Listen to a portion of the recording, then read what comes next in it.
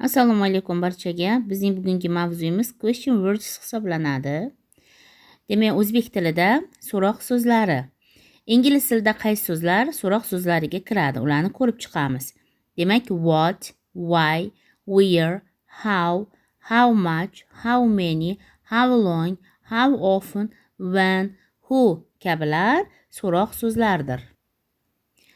Hozir ba'zi so'roq so'zlarning tarjimasi va ishlatilishini ko'rib chiqamiz. Demak, what nima deb tarjima qilinadi va narsalarga ishlatiladi. Who kim odamlarga, where qayer joylarga, when qachon vaqtga, why nima uchun sababga, how many va how much demak qancha miqdorga nisbatan, how qanday metodga nisbatan, whose kimning demak egalik qilishga nisbatan, which qaysi tanlovga nisbatan ishlatiladi. Who so'roq so'zi odamlarga nisbatan qo'llaniladigan so'roq so'z hisoblanadi va u gapda ega vazifasida keladi. Uni he yoki she bilan almashtirishimiz mumkin. Misol uchun, who is that man? Bu odam kim?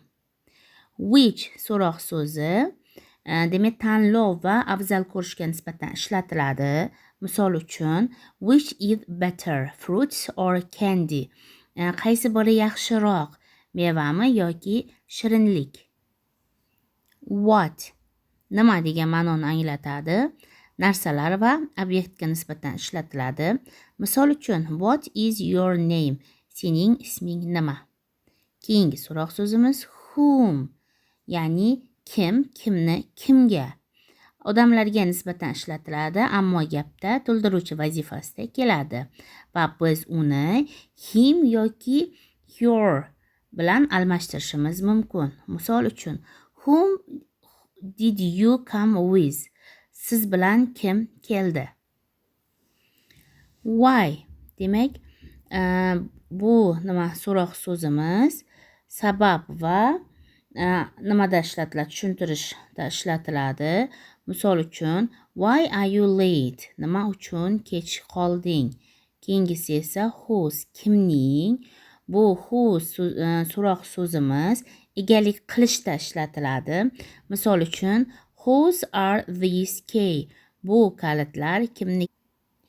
Where so'roq so'zimiz qayerda degan ma'noni anglatadi. Joy va vaziyatga nisbatan qo'llaniladi.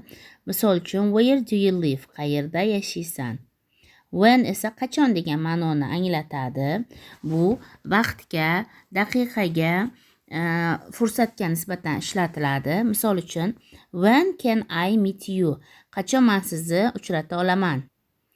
Shunday qilib biz ingliz tilida ba'zi so'roq so'zlarni ko'rib chiqdik. E'tiboringiz uchun rahmat.